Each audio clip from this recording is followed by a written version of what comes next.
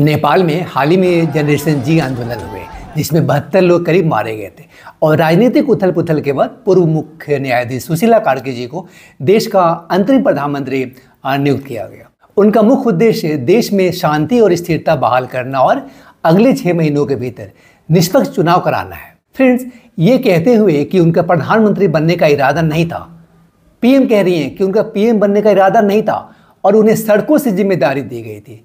सुश्री कार्की ने कहा फ्रेंड्स कि हम किसी भी स्थिति में 6 महीने से अधिक नहीं रहेंगे, हम अपनी जिम्मेदारियों को पूरा करेंगे और उन्हें अगली संसद और मंत्रियों को सौंपने का संकल्प लेंगे। यह अंतरिम सरकार एक महत्वपूर्ण मोड़ पे खड़ी है फ्रेंड्स, क्योंकि इसे न केवल व्यवस्था बहाल करनी है बल्कि उन युवाओं की उम्मीदों पर भी खरा उतरना है जिन्होंने इस बदलाव की मांग करी। फ्रेंड्स, सुशीला कार्की ने अपने मंत्रिमंडल में 6 लोगों को शामिल किया है और आने वाले दिनों में और भी लोगों को शामिल किया जाएगा। लेकिन अभी जो 6 लोगों को शामिल किया है वे कौन कौन से लोग हैं और किसको कौन सा पोर्टफोलियो मिला है, मंत्रालय कौन सा मिला है, यही जानेंगे आज के इस वीडियो में। और ये भी जानेंगे कि इन चुने गए 6 कैबिनेट मंत्री में से किसी पे भी जेन जी को कोई एतराज तो नहीं है। नमस्कार, मैं आशीष शेरन और आप देख रहे हैं अनजिप्ड। और अगर आप ये वीडियो फेसबुक पे देख रहे हैं तो फिर आप देख रहे हैं न्यूज अनजिप्ड। आइए इस वीडियो में आगे बढ़ते हैं।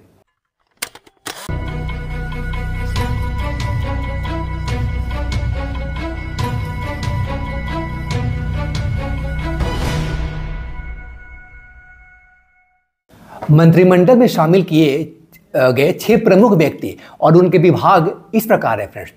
चूंकि कैबिनेट की हेड प्रधानमंत्री होती हैं, इसलिए पहले सुशीला कार्की जी से शुरू करते हैं जो अंतरिम प्रधानमंत्री बनी हैं। सुशीला कार्की एक प्रतिष्ठित और ईमानदार न्यायाधीश के रूप में फ्रेंड्स ये जानी जाती हैं। वह नेपाल की जो कार्की जी हैं वो नेपाल की पहली महिला मुख्य न्यायाधीश रह चुकी हैं, पहले मुख्य न्यायाधीश रह चुकी हैं। उसके पहले कोई भी नहीं था, लेडीज में कोई नहीं था। उनके कार्यकाल को न्यायिक स्वतंत्रता और भ्रष्टाचार के खिलाफ उनके कड़े रुख के लिए याद किया जाता है। जेनजी आंदोलन के नेताओं ने उनकी सत्यनिष्ठा और विश्वसनीयता को देखते हुए उन्हें अंतरिम प्रधानमंत्री के रूप में नामित किया था। उन पर देश को राजनीतिक और आर्थिक संकट से बाहर निकालने की बड़ी जिम्मेदारी है। आप जानते हैं उन 6 मंत्रियों के बारे में जिनको कैबिनेट में शामिल किया गया है। देखिए, सबसे पहले ओम प्रकाश आर्यल जी के बारे में जानते हैं। इनको गृह मंत्री बनाया गया। ओम प्रकाश आर्यल जी एक प्रसिद्ध कानूनी सलाहकार हैं और उन्हें गृह मंत्री बनाया गया फ्रेंड, जैसा बताया अभी आपको। 49 ईयर ओल्ड है, 49 वर्षीय श्री आर्यल सर्वोच्च न्यायालय के एक अधिवक्ता हैं जो भ्रष्टाचार को चुनौती देने और उच्च स्तरीय जनहित याचिकाएं दायर करने के लिए जाने जाते हैं।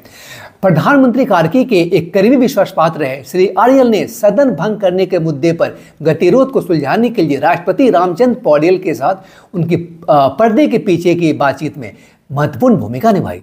फ्रेंड्स, इन्हीं को 2022 में काठमांडू के मेयर बालिन शाह का कानूनी सलाहकार नियुक्त किया गया था, जिन्होंने युवाओं के नेतृत्व वाले विरोध प्रदर्शनों का सार्वजनिक रूप से समर्थन किया और तर्क दिया कि नेपाल सेना के साथ बातचीत के लिए सदन भंग करना एक पूर्व शर्त होनी चाहिए। श्री शाह बाद में उस आंदोलन के पीछे एक प्रमुख शक्ति के रूप में उभरे। बालिन शाह एक शक्ति के रूप में उभरे पर्दे के पीछे, जिसके कारण ओली प्रशासन का पतन हुआ। तो फ्रेंड्स, उनकी कानूनी विशेषज्ञता और निष्पक्षता को देखते हुए उन्हें देश में कानून व्यवस्था बनाए रखने और आंतरिक सुरक्षा सुनिश्चित करने की जिम्मेदारी दी गई है। कुलमान घिसिंग को बनाया गया मंत्री। देखिए, ये ऊर्जा, जल संसाधन और सिंचाई मंत्री का जिम्मेवारी इनको सौंपा गया। 54 वर्षीय श्री घिसिंग नेपाल विद्युत प्राधिकरण के पूर्व कार्यकारी निदेशक हैं और उन्हें नेपाल के पुराने बिजली आउटेज को समाप्त करने का व्यापक रूप से श्रेय दिया जाता है। फ्रेंड्स, कुलमान घिसिंग को नेपाल में लोड शेडिंग का अंत करने वाले व्यक्ति के रूप में जाना जाता है। नेपाल विद्युत प्राधिकरण के प्रमुख के रूप में उनके कार्यकाल में देश में लंबे समय से चली आ रही बिजली कटौती को समाप्त कर दिया गया था। फ्रेंड्स, आपको यहाँ बताते चले कि 2016 तक नेपाल को प्रतिदिन 18 घंटे लोड शेडिंग का सामना करना पड़ता था। लेकिन श्री घिसिंग के पदभार संभालने के बाद देश ने वर्षों में पहली बार 24 घंटे बिजली देखी। ये एक ऐसी उपलब्धि थी, अचीवमेंट थी, एक ऐसी उपलब्धि थी जिसे कई लोग चमत्कार कहते हैं। हालांकि श्री घिसिंग ने उस समय एक साक्षात्कार में कहा कि यह मांग और आपूर्ति का बेहतर प्रबंधन था, डिमांड और सप्लाई का एक बेहतर प्रबंधन था, इसलिए ये संभव हो पाया।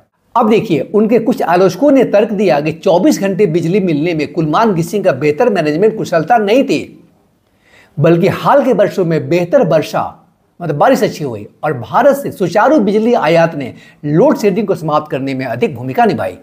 ये उनके क्रिटिक्स का यानी आलोचक का तर्क था, लेकिन अधिकांश नेपालियों ने घिसिंग साहब को ही इस बेहतर बिजली प्रबंधन के लिए क्रेडिट दिया। फ्रेंड्स, उनकी इसी लोकप्रियता और सफल ट्रैक रिकॉर्ड को देखते हुए उन्हें फिर से ऊर्जा मंत्रालय की जिम्मेदारी दी गई है और उनसे यह उम्मीद की जाती है कि वे ऊर्जा क्षेत्र में अपना जो सुधार है, जो पहले करते थे, सुधार अपनी जारी रखेंगे।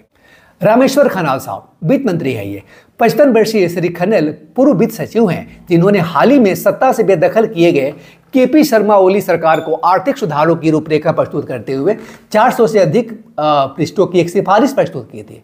नेपाल के आर्थिक क्षेत्र में सुधारों की अपनी दीर्घकालिक वकालत के लिए जाने जाने वाले श्री खन्नाल नेपाल राष्ट्र बैंक, नेपाल विद्युत प्राधिकरण, कृषि विकास बैंक, नेपाल दूरसंचार कंपनी और नेपाल एयरलाइंस कॉर्पोरेशन सहित प्रमुख सार्वजनिक संस्थानों के बोर्ड में कार्यरत रहे। तो फ्रेंड्स, रामेश्वर खन्नाल एक जाने माने अर्थशास्त्री और नेपाल के पूर्व वित्त सचिव हैं, जिन्हें वित्त मंत्रालय की महत्वपूर्ण जिम्मेदारी दी गई है।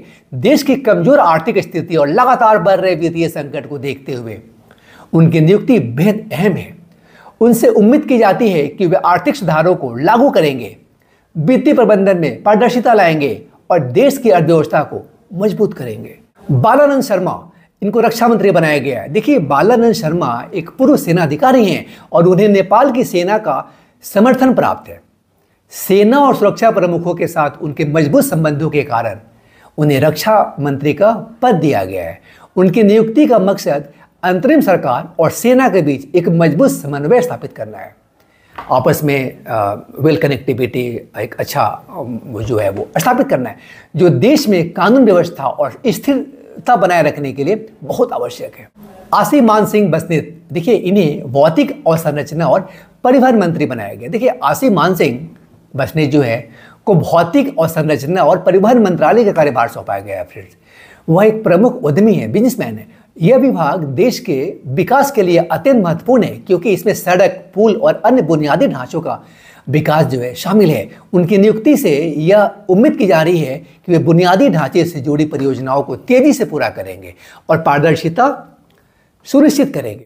पारस खड़का साहब युवा और खेल मंत्री ने बनाया गया। देखिए, पूर्व राष्ट्रीय क्रिकेट टीम के कप्तान पारस खड़का को युवा और खेल मंत्री बनाया गया है। वह एक राष्ट्रीय नायक और युवाओं के बीच बेहद लोकप्रिय हैं।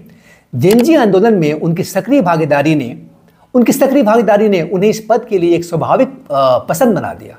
उनकी नियुक्ति का उद्देश्य युवाओं को राष्ट्र निर्माण में शामिल करना और खेल के माध्यम से देश का नाम रोशन करना है।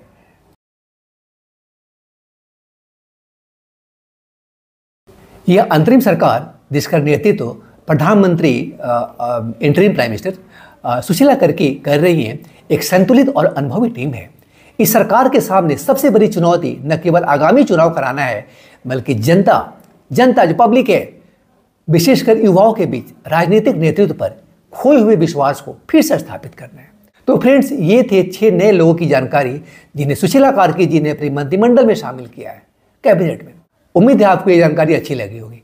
अगर हाँ, तो इस वीडियो को लाइक करने के साथ ही शेयर भी करें, ताकि और लोग भी इन नए चेहरों से वाकिफ हो सके। और हाँ, इस चैनल को भी सब्सक्राइब करिए, क्योंकि हम करंट अफेयर्स पे ही वीडियो बनाते हैं, किसी पर्टिकुलर स्टोरी को पूरी डिटेल्स के साथ अनजिप करते हुए। मैं आशीष शरद और आप देख रहे थे अनजिप्ड।